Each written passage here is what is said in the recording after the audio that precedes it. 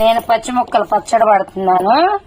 తెలిసిన వాళ్ళు మామిడికాయ ముక్కలు ఇచ్చారు. ఇది ఉప్పేస్తున్నా చూడండి. ఇప్పుడు తగినంత ఉప్పు, తగినంత కారం, కొంత పసుపు. అబ్బా మే గుచ్చుకుంది. ఇదేంటంటే మెంతులు, ఆవాలు, చిన్నులపాయలు. ఇది తర్వాత కొంచెం నూనె అండి. పచ్చి ఆవకాయ ముక్కలుగా కోసి ఇలా అయితే బాగుండిద్ది అంది మా కోళ్ళు. అందుకే ఇలాగే పడుతున్నాను. ఇంకా తాలింపు లేదు, ఏం లేదు. ఇంకా అయిపోయింది, రెడీ.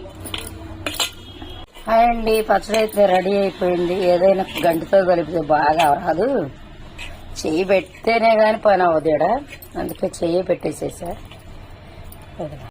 మామిడికాయ పచ్చడి అంటే మామిడికాయ పచ్చడి ఫ్రెండ్స్. చూడు ఎలా ఉంది. ఇప్పుడు చూడు, ఇదిగో